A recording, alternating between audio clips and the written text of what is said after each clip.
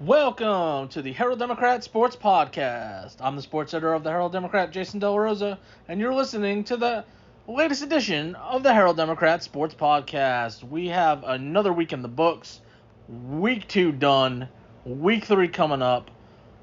A lot of interesting outcomes, a lot of close games, a lot of excitement.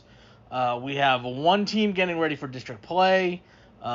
And as we go over these next couple weeks, the staggered district play will start for a lot of Texoma teams. So let's jump right in, talk about all of the action that we saw on the second week of the season. And for those who aren't familiar with the podcast, a quick reminder, we start from the biggest schools with Sherman and Denison, work our way down, go through the upcoming matchups for the teams, and we will recap what they did last week and where things are standing as we go through from 5A down to the 6-man ranks to talk about Texoma Christian. So we'll jump right in with one of those exciting games, one of those games down to the wire, one of those games with an exciting finish, and that would be the Sherman Bearcats bouncing back from their loss in the Battle of the Axe. They come away with a 36-28 victory in double overtime over Princeton. We talked about last week, this was their final dress rehearsal for the start of district play, which comes next week. So Sherman gets to 1-1. They were up 28-7 at halftime in this one. Princeton puts together a rally to come back to force the overtime. Scoreless in the first overtime, and then Kane Bowen has the deciding touchdown in the second overtime on the first possession of the double overtime after they switched the way that goes. So Sherman had to make a stop. They were up 8 after Colin Macon caught the 2-point conversion from Caleb Orr. Princeton got close, but on a fourth down play, around the 10-yard line, the incomplete pass, game over, Sherman wins. And really great to see. We saw this last year with Sherman, again, coming off that loss to Denison in the first game. How were they going to react? How were they going to handle it? They won last year at home in a close game on the road, at home against Princeton, and then they go on the road this year and do the same thing down there. And they showed they were able to bounce back, and that's a huge thing because, like we said, district play starts next week. They have some games that look to be winnable early on. They started 1-1 in district last year, looking to go 2-0 this time around to stay in the race in a crowded Frisco district a little longer. But in this one, Kane Bowen, 14 carries, 63 yards, 3 touchdowns, and like we said, including the game winner. Caleb Orr, 16 of 32 passing for 273 yards and a touchdown. With an interception, with a touchdown, and then he also had a touchdown run. Randy Nelson, for the second week in a row, leads the receivers. He has 4 catches for 106 yards and had the touchdown. Colby Ray Short, 3 catches for 86 yards. Micah Hunt, 5 catches for 68 yards.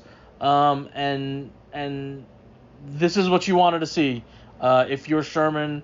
Obviously when you go from no points to putting up a pair of touchdowns in the first quarter of this one, and then getting 2 more in the second quarter.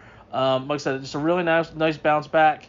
Last week turnovers were obviously a big thing. This week they only had 1, so they were able to take care of that. If there is only one concern, obviously when you're up 28-7 at halftime. You don't want to see overtime, let alone double overtime, and I'm sure that was a topic of discussion about going out and finishing a game off when you have a 28-7 lead at halftime. But again, that's what you wanted to see. We talked about opening district play, District 6-5A, Division 1. Sherman's going to Frisco Centennial. This is an early game. This is a Thursday game at 7 o'clock.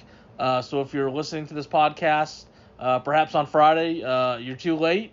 But if you listen to it when it comes out on Wednesday or during the day Thursday, hopefully you already know to go down to Kuykendall Stadium. That's the old Frisco Memorial Stadium at 7 o'clock on Thursday for this game.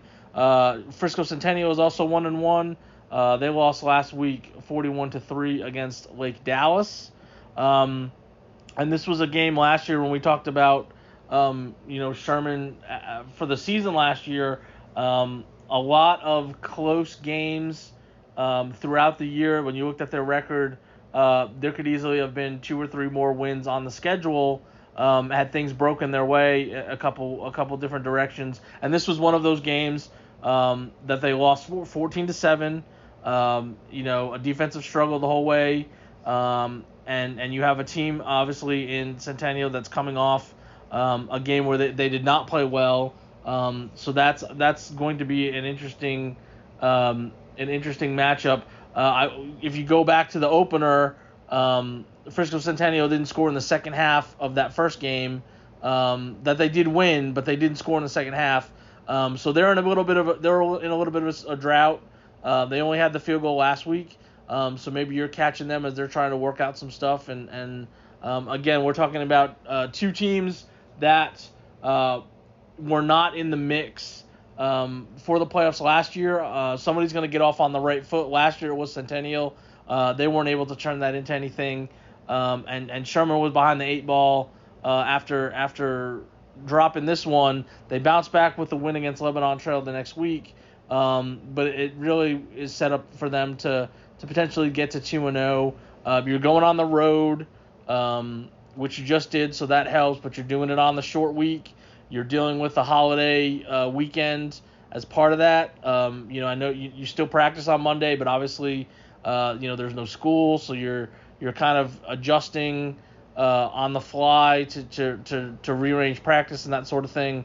And then you only have, essentially one real day of practice because Wednesday's going to be a semi light work day because you're going to turn around and play on Thursday night. But it's a good spot to be in. I think I said it last week about, Sherman is in position after the first month to be 3-1, and I know a lot of people won't be happy who the one loss came against. But I think they're in position to do that 3-1 that we talked about. The offense got better, and I think that's the biggest thing that we talked about. You wanted to see.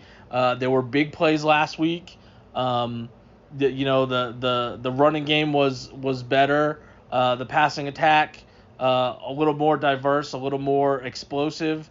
We didn't see a lot of Micah Hunt in week 1 as an option on offense. Being a starter on defense. Even though he had some experience, in the receiving game, the last season. But if you can have 3 guys that put up those kind of numbers, force people to choose what side of the field or what guy you want to worry about, and then if this running game can do a little bit like it did this week, to have a reliable guy to pick up some first downs, to get into the end zone, and when you get close, that's what you want, and like we said, that's a good sign for Sherman going forward, especially over these next couple games that should be winnable as things start to ramp up in that district. It's going to be interesting as it always is when you have that many Friscos involved and you're the lone team on the outside looking in. They pulled off an upset. They did attempt to ruin somebody's season last year with a late win, but obviously that's not the position you want to be in. You want to be in the mix the whole way through, and the way things are set up for them, they have a chance to get some early wins. There's a game at the end that is winnable. The question is going to be, what can you do in that middle section of that middle 5? What can you do against that stretch of 5 games in the middle of your district schedule? Sherman was 2 games out of that mix last year, so you've got to find a way to beat somebody that you didn't, and you probably have to beat 2 people that you didn't beat, and right off the bat you get that opportunity with Frisco Centennial to change a result that didn't go your way last year. And like we said last week, that's the best, the most interesting thing I think about realignment, especially in district, of what you need to do or not do to make the playoffs. And so if you make it, you know exactly who you have to beat again. You can follow that same path. If you don't make it, okay, the teams that you beat last year, you got to beat them again. And then can you get either an upset or beat a team in a close game? And we'll talk about this in a couple weeks because Sherman had another close game that essentially would have been the difference if they would have won those two games to be in a tiebreaker. They may not have gotten in because of the tiebreaker, but it would have given them a chance. So it will be interesting to see what Sherman does on a short week, going on the road down to face Frisco Centennial in the 6-5A Division I opener. Denison will be in the same boat Sherman was in this week. They end non-district play as they go down to they have a road trip as well, going down to Kennedale, and that's on Friday. Sherman on Thursday is the only Thursday game, so all these games are going to be Friday night games when we talk about them. And so they go down to Kennedale. This was a close game last year, and Denison is looking to bounce back again. It's turning right now. It's through 2 weeks. It's the same scenario for Denison. You get a win against your rival in the first week, and unfortunately you hit a roadblock of a top-ranked team in the state. Frisco Reedy comes up here and hands Denison a 34-7 loss to drop Denison to 1-1. Reedy improves to 2-0. They are number 6 in the state this week in the 5A Division I rankings. And this was a game from the start that did not go well for Denison. They got the ball first, turned it over. Reedy scored on that. There was also a pick six to give Reedy a 14-0 lead in the first quarter. Denison didn't get on the board until a little over 3 minutes left. Kyson Lusain had a 15-yard touchdown catch from Ty Rhodes. Lusain finished with 4 catches for 45 yards in the touchdown. But outside of that, it was very tough sledding for the Jackets. Rhodes was 8 of 23 with three interceptions in the touchdown, only 88 yards. Did have a 38-yard pass to Thomas Rendon. But outside of that, that was the passing attack, and then rushing. Denison only had 19 carries for 72 yards. Rhodes led them in rushing, 7 carries for 25 yards. Grant Yerkes 3 for 19. Jack Allman 7 for 17. So tough sledding for Denison. Really couldn't get anything started. A couple of those interceptions were for either the first play of a drive or early in the drive. So they weren't able to really put anything together for pretty much the whole night until the end, where they did have a good drive. So there was a silver lining positive finish. And the defense, you look at that score and you say, well, there's 34 points. Well, one of those was the pick six. So that's obviously not on the defense. But they did hold Reedy to a pair of field goals after 2 of those turnovers that were in Denison territory. So that's a minor win there for the defense as well. So they didn't play as well as they did in the first game. But when you look at going up against a top 10 team in the rankings and being able to limit them, and honestly, you look at the box score for Reedy. I say they barely got to 300 yards, but they barely got to 300 yards. They got into the red zone a couple of times, and one was a turnover, one was a field goal, and then another one was a little bit longer of a field goal. They just got outside the red zone. So there were no big plays. There were no big plays, really from Reedy in terms of, you look up and you say, last year, it was like, they had a 78-yard touchdown pass or an 80-something yard touchdown run. They did have short fields, especially on the first touchdown drive. They got the ball at the Denison 24. But for the most part, a pretty solid showing against a Reedy team that is probably not as explosive as last year, but obviously, like we said, they're still very good. That there's a chance as they kick off district play, because they're in Sherman's district.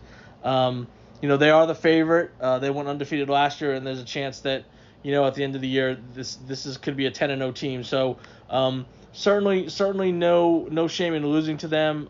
It was, if you take some solace in it a little bit, it was a closer score than it was last year, not by much, but it was. And I think it's always one of those things where I think you wanted to see, conversely with what Sherman did after the loss, how would Denison come out after a win and a lopsided win, and then they go out and suffer the same type of loss that they did last year. Then going into this game against Kennedale, like we said, so this is their dress rehearsal, and Kennedale is 0-2. They lost badly last week, 47-7 against Alvarado. So they're going to want to get back on track because they start district next week as well. So you have two teams coming off bad losses, bad being lopsided, and looking to get some momentum going into district play. Last year, for those who remember, this was a great game, a close game. Denison won 35-28 in overtime. It was a really fun game between two seem obviously pretty evenly matched teams. And so this is going to be interesting. It's interesting for Kennedale, when I start doing research and looking up notes and stuff and all that sort of thing. Kennedale's 0-2 for the first time since 2013. So this is very rare for their program. We talked about last year. They had like a 20-something year run of making the playoffs. They made the playoffs last year after getting off to a slow start. Doing really well in their district. But they did have some key losses as well. I haven't done a full dive yet on Kennedale as I get ready for that game on Friday. But I think this has this is one of those interesting things where you have both sides are coming off those bad losses. How are they going to react, knowing that district starts next week? Last year Denison did a good job. They found a way to battle. They found a way to force overtime. They found a way to win in overtime.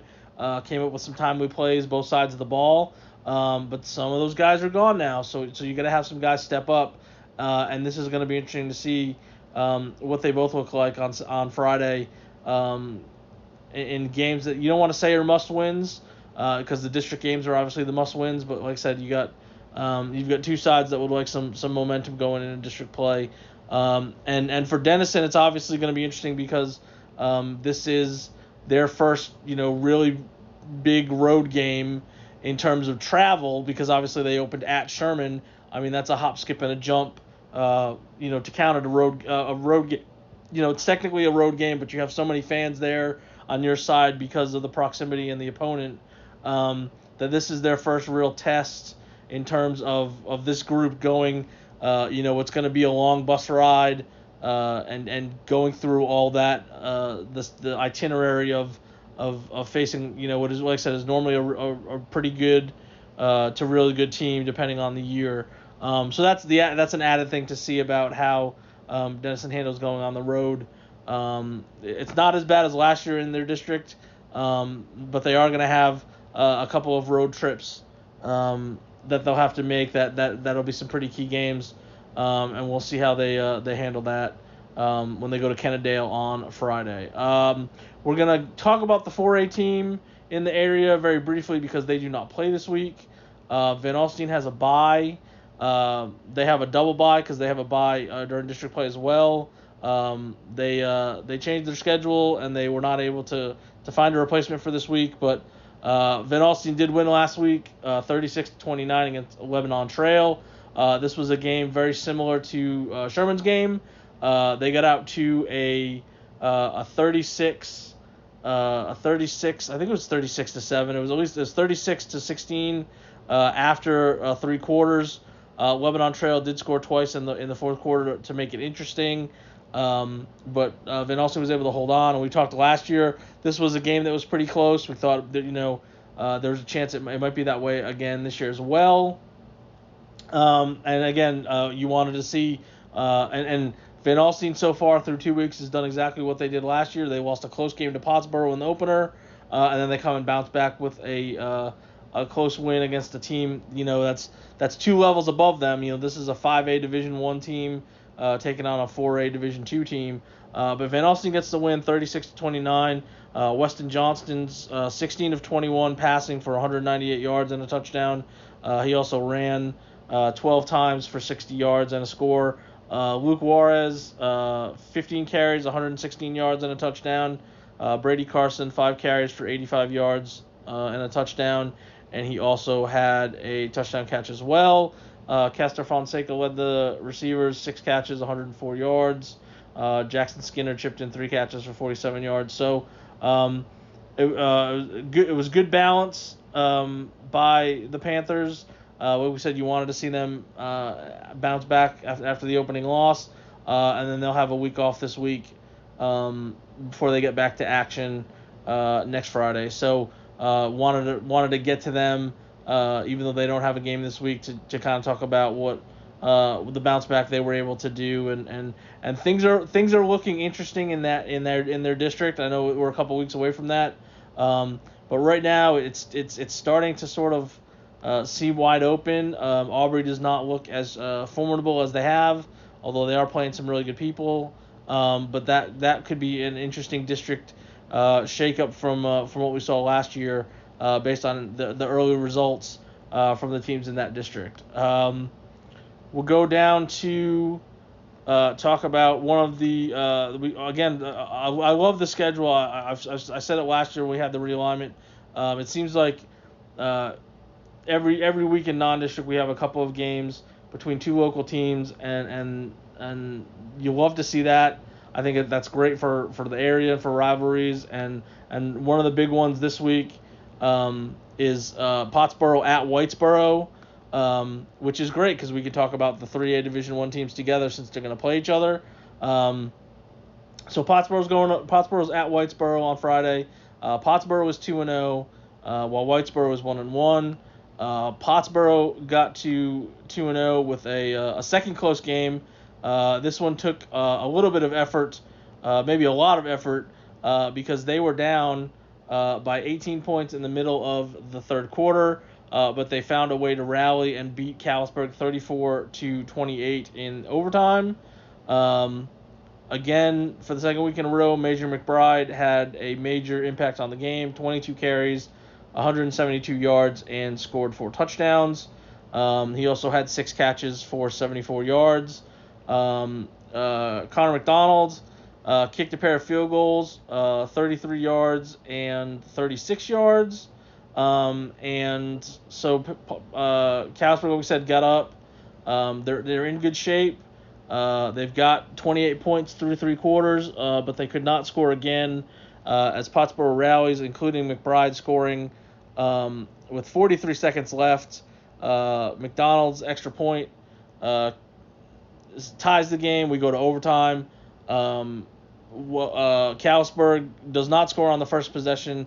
Pottsboro does score on its possession, and it is McBride on a 25-yard touchdown run, and so they win the game in overtime to improve to 2-0. And it's been one of those starts where you sit there and you go, well, we could easily be 0-2, but we're not. So I don't think there's a ton of panic in the room there.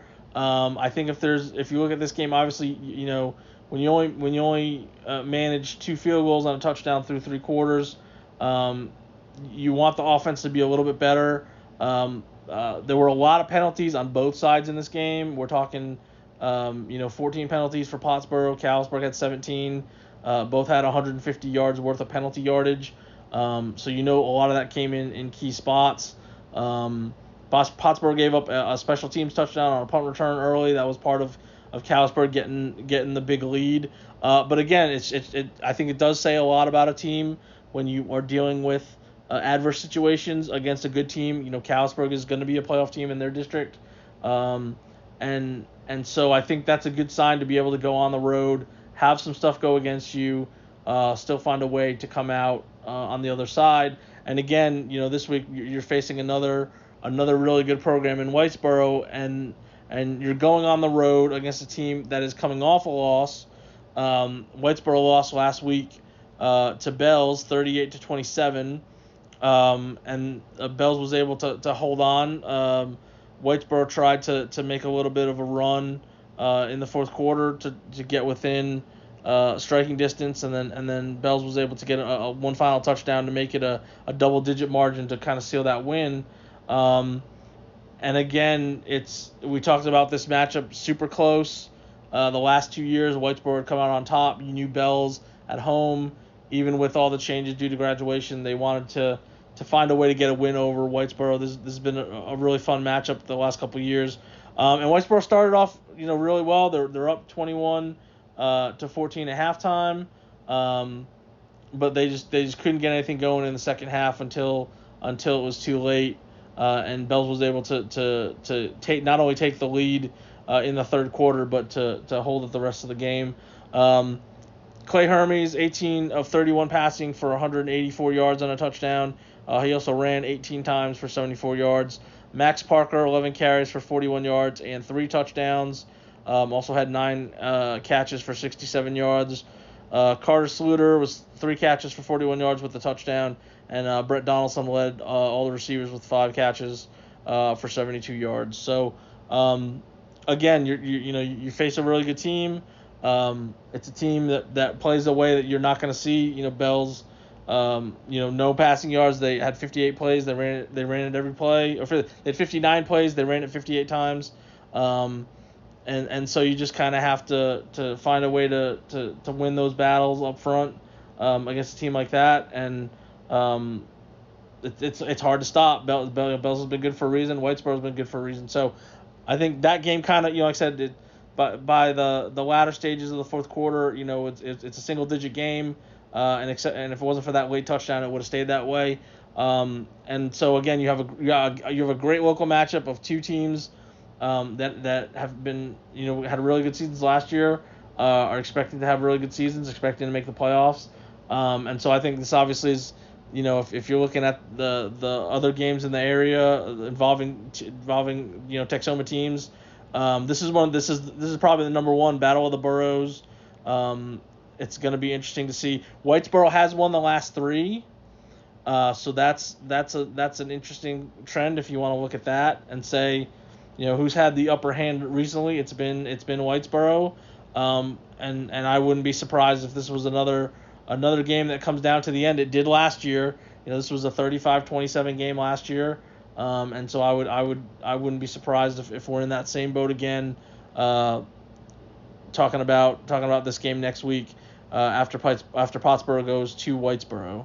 The other all local game, we'll skip around just because it's all local, and it's Collinsville at SNS. So SNS is coming off a 41-20 loss against Tioga, while Collinsville won 51-14 against Blue Ridge, and they improved to 2-0. So I guess we'll since we'll go in order, since we're going downward, we'll talk about the 3A team first in SNS. Played really well, hard in the first game, almost came away with a comeback against Bonham, and that was a good start for them, all things considered. They put up some points, had some moments. It was good to see. Unfortunately, this week they fall behind early. They're down 28-7 at halftime. They don't get really anything going until the fourth quarter when they're down 35-7. But they are improving from the standpoint of, we talked last week about being able to finish some drives, put together some offense. It's coming on the ground for the second straight week. They had 58 plays. They ran it 57 times. Leading the way was Landon Lewis with 56 yards on 5 carries and a touchdown. Hunter Corville had a touchdown catch. That was the only completion for Braden Turner. It was a 13-yard touchdown pass in the final minute. Justin Petty, 22 carries for 51 yards and a touchdown as well. And so obviously the big thing for SNS is that, they're getting scoring, they're getting in the 20s. The defense has been an issue, and they give up over 450 yards in this one, despite forcing 3 turnovers. They just weren't able. You fall behind, you get in that hole early, and if you're going to be a running team, it can be really hard to dig your way out of that. Obviously, it's if you want to play the comparative score game, which people love to do. Collinsville beat Tioga by multiple touchdowns in the first week of the season, and then SNS loses, by 3 touchdowns against Tioga this week. So it's going to be a tough challenge for SNS against Collinsville, because Collinsville is now ranked number 4 in the state in 2A Division 2. They were 6th last week, and they moved up 2 spots on the strength of their 51-14 win over Blue Ridge. We talked about last week. This was a shootout last year, 54-40. Collinsville had to score late.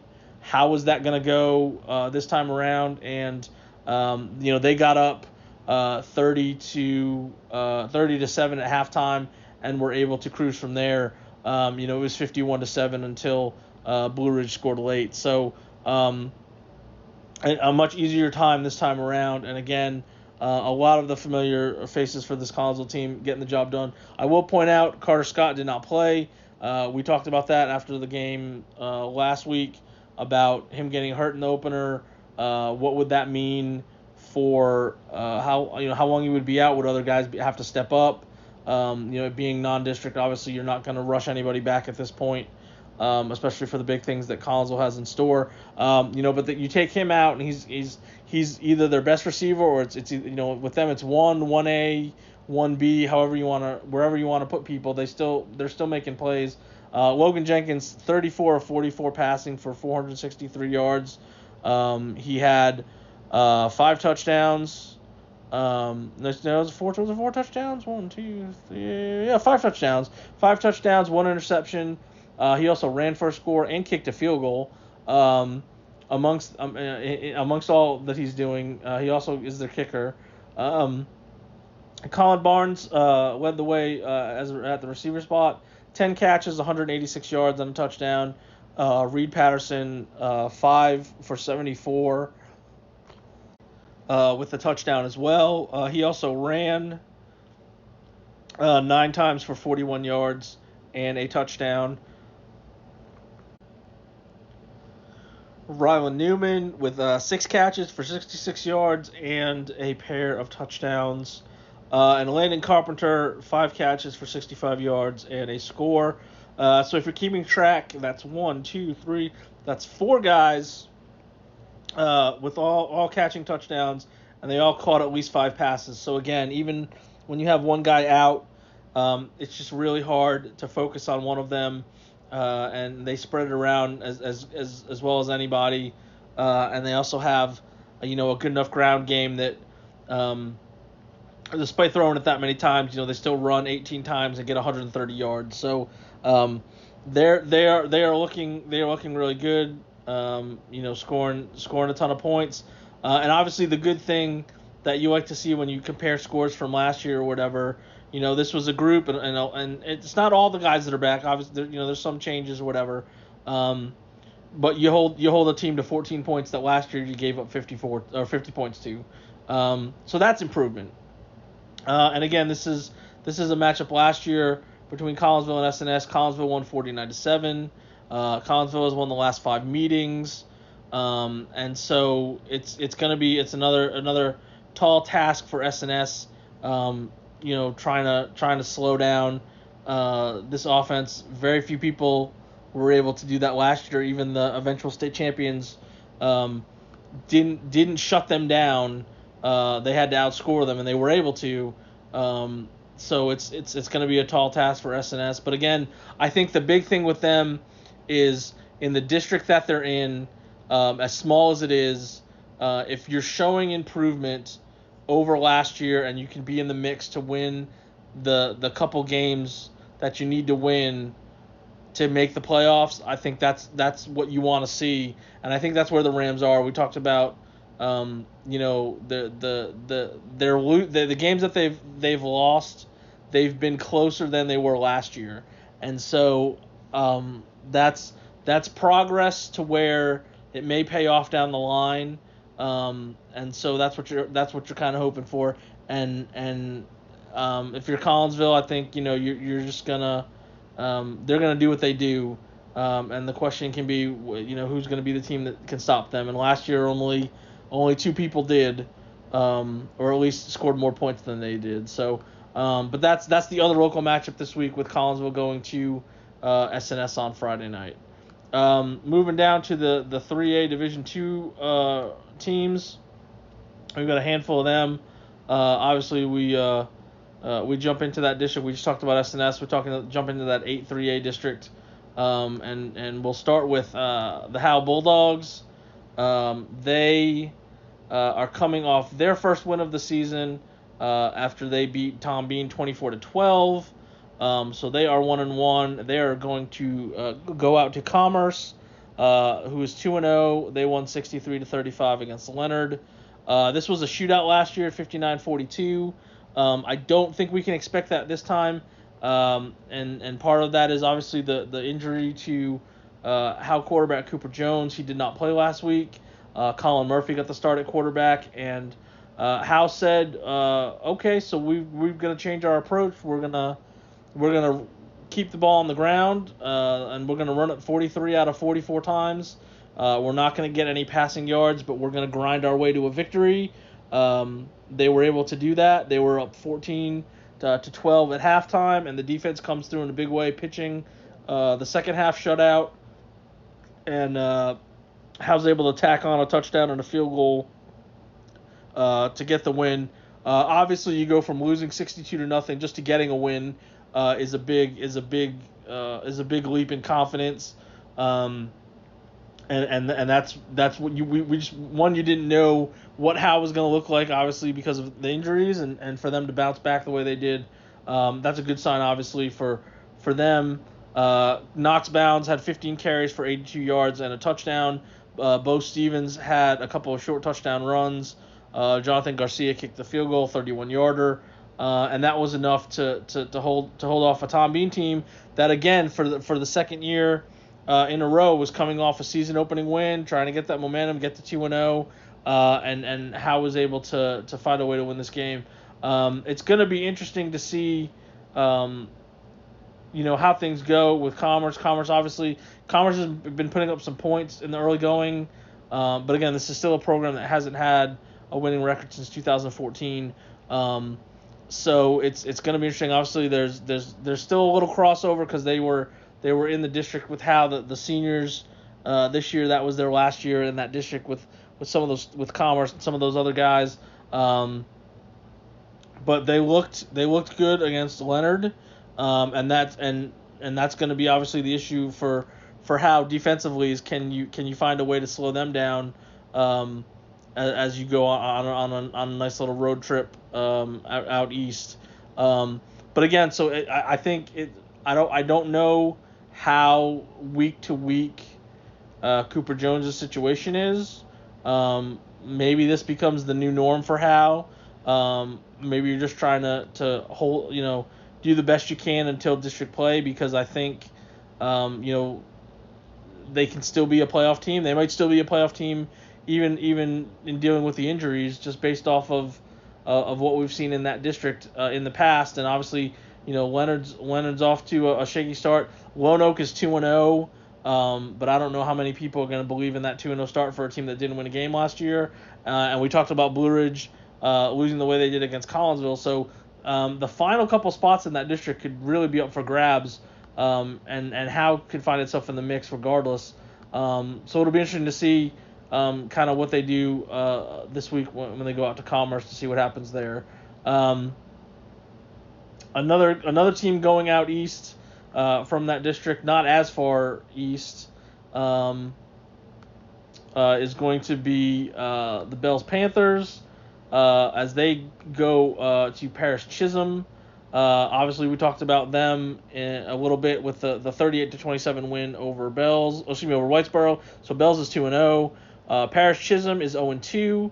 They are coming off a 19-18 loss against Wolf City.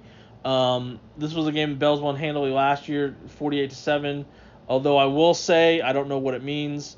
Parish Chisholm's losses, they are by a combined 5 points. They lose by 1 last week. They lost by 4 in the first game. They could easily be 2-0. I'm sure that's what they're telling themselves. Bells has won 5 of the last 6 meetings. They both run the slot T, so this game should be over in about an hour and 45 minutes. And it's going to be interesting to see, is Parish Chisholm a little bit better, or are they just were they just losing to some people by closer margins? Maybe they haven't made a step forward. And obviously Bells, was obviously 1-1 at this point last year because they were coming off the loss to Whitesboro.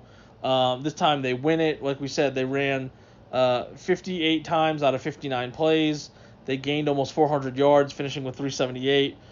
Easton Helgren led the way. He had 17 carries for 147 yards and 4 touchdowns. Hayden Allen right behind, 17 carries, 128 yards, and 1 touchdown. Bryson Thompson added 17 carries for 69 yards as well. And I think that's, we say it every week. That's the Bells formula. You got 3 guys all get the same amount of carries, and it's ride the hot hand. Pick up first downs. There wasn't anything super flashy about the touchdowns. They were solid drives. They were 8, 9, 10, etc. play drives. The longest touchdown run was 25 yards. So Bells does what they do. They will grind you. They will hit big plays when they can. But you got to try to stop them, on first and second down, so they don't have 3rd and 2, 3rd and 4 to be able to pick that up. And I don't know if Chisholm's risen to the level to be able to do that. So we'll see what Bells looks like going to Paris Chisholm on Friday with a chance to be 3-0. And I wonder if it's possible that they might end up getting ranked by the time they have their district showdown with Gunner. That's not too far away. If they can stay undefeated to that point, that could be a top 10 matchup. Obviously, depending on how things. I know rankings don't matter, but that's always interesting to see. How teams get ranked, when they get ranked, and all that sort of stuff. So putting the cart before the horse a little bit there. But obviously, coming off a win over Whitesboro, they've got a chance to do that and go to 3-0 when they visit Chisholm on Friday night. And the last team in that district, always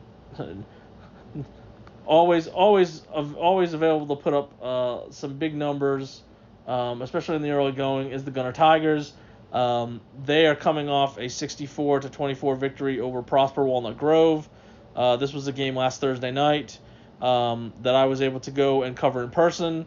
And this was, I said it could be an interesting game. Had no idea what to expect. Again, Walnut Grove, brand new, first year, and I know they're first year. People have wanted to remind me on our social media posts about this game with the link to this game. Yes, I know Walnut Grove is a first year school.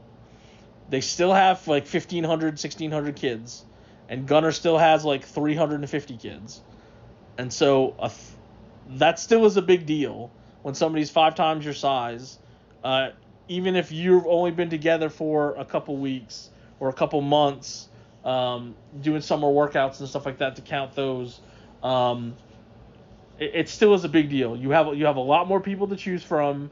You're at the 5A. You would be a 5A Division II school.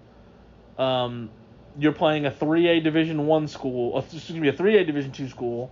So there's a huge gap in the classifications and divisions. And you're a team that had its first game, went to Arkansas. I know it's Arkansas. Insert your Arkansas joke there. And they beat the defending 4A champion in Arkansas, who has D1 talent on its roster. And they put up 57 points. So all that being said, I had no idea what to expect from this game. The final score says Gunners won by 40 points, and they did. But there's a point in the second quarter where Walnut Grove has the ball and is driving to take the lead in the middle of the second quarter. And they have the ball in Gunner territory. It's not very deep, but it's in Gunner territory. And if they go and score on that drive, they're going to take the lead. They did not score on that drive. And Gunner scores twice in the final 4.5 minutes of the second quarter. And what was a close game becomes 36-17 at halftime. and Gunner comes right out, gets 2 quick touchdowns in the third quarter, blows the game open. The only scoring that Walnut Grove had in the second half, or in essentially the last 2.5 quarters, was a kickoff return. Outside of that, from the middle of the second quarter on, Gunner dominated. They kind of wore Walnut Grove down a little bit, and that's what you expect from, a team and a program where Gunner is right now. But I'm gonna tell you something. Walnut Grove,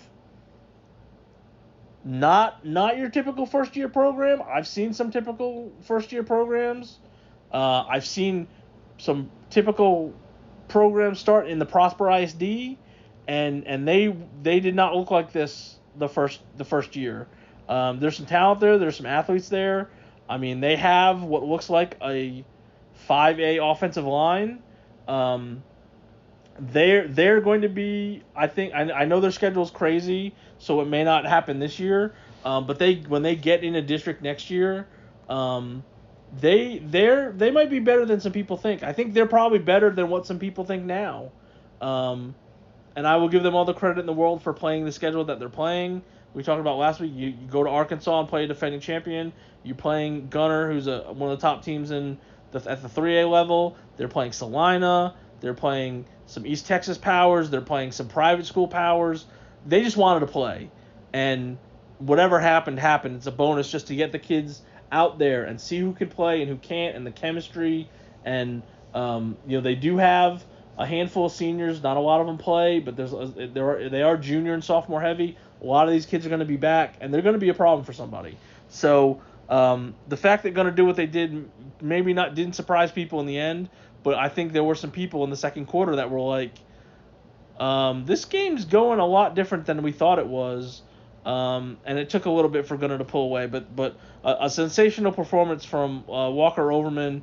Had a hand in 8 touchdowns, was 16 of 18 passing for 312 yards, and threw 5 touchdown passes. He also ran 13 times for 105 yards and scored 3 times on the ground. Colin Peacock had 2 catches for 112 yards, including a 44-yard touchdown catch. Jason Martin, 3 catches for 88 yards. He actually had 2 touchdowns. One was for 70 yards, the other for 13. Cannon Lemberg, 4 catches for 52 yards and a touchdown. Mitchell Gage made his 1 catch count for a 38-yard touchdown on the ground. Like we mentioned, obviously the 3 touchdowns by Overman, but Brock Body, 10 of 87. Dylan Tokar's in relief late, 5 carries for 61 yards. He found the end zone as well. And it was about what you thought you would get from the offense. Obviously putting up 64 points, big number. Defensively, I think this is one of the times, I don't want to say, to see them go up against a 5A team, there were some issues. Walnut Grove did hit on some deep passes early on. That's how they got some of their early touchdowns. Moving the ball was with some big plays passing wise, but the Gunner defense did come up with 3 interceptions. 2 of them were by Cade Dodson. One of them was in the end zone. So like I said, they made the plays there in the first half to maintain a close lead, and then they wore Walnut Grove down in the second half. And so Gunner's going to go to Trinity Christian Addison this week at 2-0. Trinity Christian Addison is 0-2. They lost last week 35-13 against All Saints Episcopal. This was a game last year. Gunner won 41-0. And I think it may be along those lines this time again as well. Trinity Christian's only scored 23 points in 2 games. They only scored 10 points in their first game in losing that one. And you just have an offense in Gunner that's rolling. They've scored at least 50 points in the first 2 games for the first time since 1968. And the last time they did that, they were 8-man. They had over 600 yards rushing, over 600 yards total last week. I think it was 650 on the nose, or it was pretty close, 649. They had 300 yards, over 300 yards rushing and passing last week. And so I think you might be seeing some of the same. There are some games obviously coming up. I know there's one Circle that's at home. That's going to be that hopefully lives up to the hype that it did last year. And I think at this point, this is if you thought there was going to be a drop off for whatever reason, because this program just continues to reload when it loses the people that it loses to graduation, they're off to a flying start, especially offensively, and we'll see what things look like. But I think 3-0 is in the offing, and it may be like it was last year against Addison as Gunnar goes on the road to go play that game on a Friday night. Down to the 2A level we go. We already talked about Collinsville. Obviously, they're playing SNS. Talk about Tioga. They're coming off the win over SNS, so that's probably the best place to go next. So they win 41-20. Again, we talked about how they opened up the season with that loss to Collinsville. Obviously, that's a tough team to face regardless. It's a rivalry game that it's turned into these last couple years. And so that was a tough way to start. But they bounced back. Like we said, they were up 28-7 at halftime.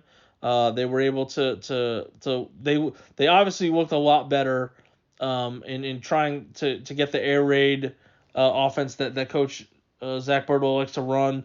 So it was his first win, not just at Tioga, but just overall. So that's a nice milestone to get out of the way. And they were really able to cruise in this game. Hayden Hilliard, 25 of 42 passing for 331 yards, 3 touchdowns, did have 2 interceptions, but also ran for a touchdown as well. His favorite target was Slade Babbitt, 11 catches for 101 yards and a touchdown. Caden Maldonado, 4 catches for 95 yards. Sam Mott, 2 catches for 53 yards and a touchdown. Gage Anderson also had a short touchdown catch. Anderson also led in rushing, 4 carries for 51 yards and the TD. Jonah Grubbs, 2 carries for 39 yards and a touchdown run. And I think that's what we talked about last week. That's what you want to see. Week 1 to week 2, new system, new coaches, new guys in some new spots. How would they respond coming off the loss? And they put up, like we said, around 450 yards of offense. And it looked a lot better. And obviously, you have to take into account the opponent, but that was a good bounce back from an opening loss for the Bulldogs, and they're going to go on the road to play at Valley View. And Valley View is 1-1. They lost last week against Alvord 17-14 in a game where they led 14-7 going to the fourth quarter, and Alvord scored. They scored in the fourth quarter there with a touchdown and a field goal to pull that game out. And so last year this was a shootout game. It was 42-39 that Tioga was able to pull out. It's going to be interesting. I think Valley View kind of views itself as being better. This is also obviously interesting because Alvord is in Tioga's district. So if you want to play the comparative score game down the road, you can feel free to do that as well. But I think obviously, like I said, we saw the improvement from week 1 to week 2, and can you get a little momentum going, get on a little bit of a winning streak? If you're Tioga, I think you have a good chance to do that going down to Valley View based off what they did in their win last week. Couple more games to talk about. We'll talk about Whitewright. They are coming off a 38-0 loss against Celeste. So they are 1-1. Unfortunately, not as much as excitement as the overtime win to open the season. Celeste was up 14-0 at halftime, tacked on 17 points in the third quarter and went from there. And they really shut down what Whitewright was trying to do. It was only 20 carries for 33 yards, 92 yards passing. Just a real struggle to get things going. Tyler Ball did have 4 catches for 77 yards, but outside of that, it was really tough sledding. Jaden Bellamy led with 9 carries for 19 yards. Kenneth York 9 for 11. So just ran into a buzzsaw. We talked about Celeste open the season with a shutout win over Trenton. So they obviously haven't allowed a point yet. So maybe that's just them being much better, defensively. And to be fair, for a team that scored 38 points, they didn't get to 250 yards of offense. So I don't want to say that the defense, the Warrior defense played great, but it wasn't like they gave up a huge ton of yardage in this game. Looked like maybe a couple of big plays, turnover here and there might have been the difference in that one. So I'm sure they're just going to kind of throw that game out. Okay, we didn't do anything really well because we got a tough opponent again this week as where it goes to Honeygrove. Honeygrove is 1-0. This is a weird situation, which I didn't realize as it happened last week. So I went to go find their score from their game against Trinity Leadership. I will point out that's the same team that Gunner played in this week last year, but then Gunner beat them 67-6, and that's the team that also forfeited against Gunner in the first round of the playoffs, and then said, we don't want to play you again this year, so we'll find somebody else that we think we can compete with, and that's why Gunner ended up playing Walnut Grove. Well, the roundabout way is, so they decided, we'll try our luck with Honeygrove. Well, Honeygrove was up 16-0 in the first quarter and was probably on the way to a nice little victory, but then the lights went out. And then the lights really didn't come back on to the point where they could continue the game, so they just canceled the rest of the game. So it doesn't count as an actual game. It goes down as a no contest. So Honeygrove is 1-0. And so that's the interesting part of this, obviously, is you went through all that. You probably played, I don't know, 5 minutes of actual, how much actual game snaps did people play? It was almost like having a semi-bye week. So that's sort of interesting as they're getting ready to play a game this week, is how much does that affect you because you didn't really play a game last week? I mean, are you over-rested? You went through all the motions and warmed up and tried to play and all this, and it just didn't work out. So this was not a close game last year. Honeygrove won 49-0. Honeygrove had a really good season last year.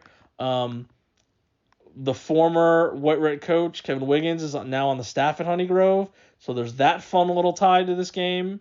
And Honeygrove has won 4 of the last 5 meetings. So obviously I think that the big thing for White Red is you're coming off a poor performance. Can you show, can you bounce back, show some improvement? They had some big plays in week 1. Can you kind of get back to that after running into what looked like a really good defensive team and what could be a really good defensive team in Celeste? We just don't know, but they haven't given up a point, so that's obviously something in their favor. So we'll see what happens when White Red goes to Honeygrove. Hopefully they have got the lighting situation taken care of so they can get in the game on Friday night. Tom Bean, we talked about them obviously because of the Howe game, so they won their first game, feeling good, having a chance to go to 2-0, and unfortunately, they lose that game 24-12. They scored both their touchdowns in the first half, like we said. They're down 14-12 at halftime. They actually scored first. Braylon Barrett catches a touchdown pass from Bobby Rogers, and then Rogers in the second quarter scores late to cut the lead to 14-12. But they couldn't keep it going. Weren't able to find anything and don't score again in the rest of the game. Rogers goes 17 of 26 with a touchdown and an interception, 189 yards. He also, like I said, had the touchdown run. He had 12 carries for 70 yards. Colin Cherry actually led the way in receiving at 4 catches for 53 yards. Barrett was 3 catches for 51 yards. McGuire Poole also had 6 catches for 45 yards. And so Tom Bean goes to Chico this week. Chico is also 1-1. They lost to Trenton 38-0. And this was a close game last year. Chico won 21-7. Somebody is going to match their win total from last year, no matter who wins.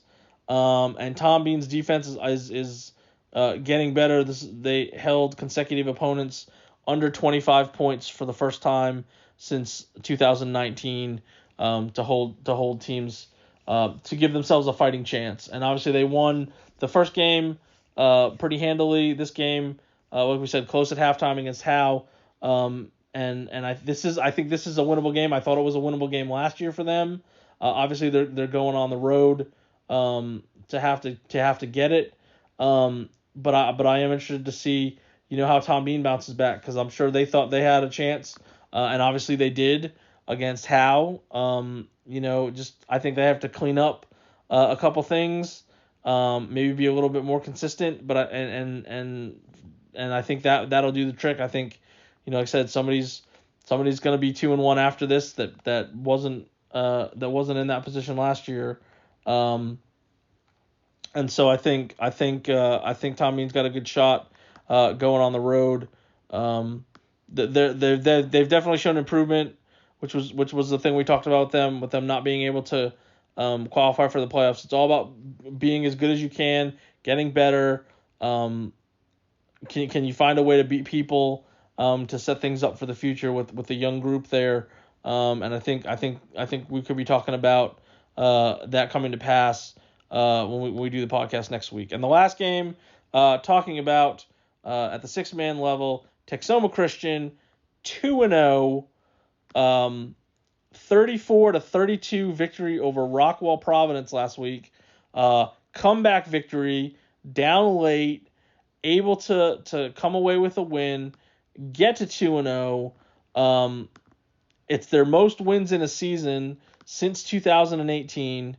So obviously much improvement.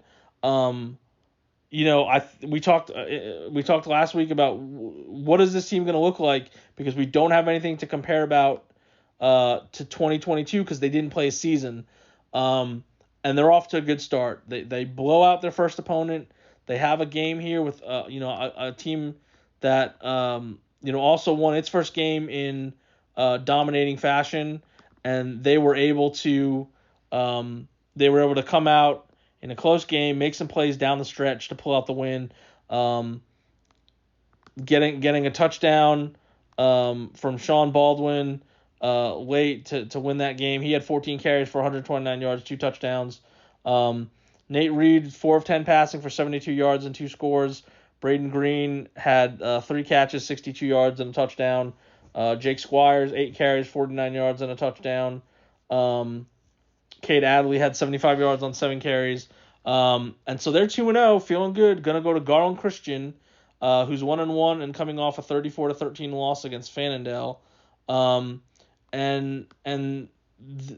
think you don't want to say everything leading into district play is gravy, but just the fact that they're 2-0, the fact that they're doing what they've done, just the confidence level for kids that, a lot of these kids weren't even playing football last year. A lot of them were playing at the middle school, the junior high level, and to come in and to have the success that they're having, it only bodes well for the future of the program, which was the big thing. They didn't want to take that step back and not have a team last year. Unfortunately, that's the way it went. But just a great start. And so if they can keep that going, their district looks kind of interesting. That to where they might be in the mix. And I would say at this point now you have to consider them as a team that could be in the mix for a playoff spot, just based off of they're off to a 2-0 start. They found ways to win in multiple ways, and they haven't cracked in the face of adversity, which was something that they could have done last week. Everybody else in their district has a loss except for Azle Christian. So you're off to a good start, and you just got to kind of keep that momentum going. And then again, this is another one where I'm interested to see, again. So now the question is, can you continue to build on it? The first game, you win the way you did. This one was at home, and you're gonna go on the road I hate to say I don't know a whole lot at this level, how good the 6-man TAPS teams are. I thought, like I said, the Rockwell Providence game when I went over there for something else that we were talking about, just how they were coming off that big win, and they were both probably feeling pretty good facing each other, like, oh, somebody's going to be 2-0, and Texoma Christian found the way to do that. So so that's the look at week 3. That's a look at the week 2 results. It's crazy to think we're already on the 3rd game. You can say it every year. It just seems like it flies by. We're going to look up and it's going to be like week 7 and you're like, how the heck did we already play almost 2 months of football? But it goes really fast. I'm interested in a lot of the matchups this week. There's some things that may tell us about where some teams are headed based off of this week. I know it's always a week to week thing, but I think there's some interesting matchups that might give us some clues going forward. And so we'll see what happens this week for the Texoma team. So again, thanks for listening. Follow me on social media on X. It's Twitter to me, but it's whatever, it's X. At Jason Del Rosa is my handle to follow updates, get score results, top performers, all that sort of stuff. Follow us on Facebook, posting at the Herald Democrat Facebook, at the All-Texomaland Facebook. Again, you don't have to wait for stories in the actual paper. If you do, thank you, and please subscribe, whether it's digital or in the paper.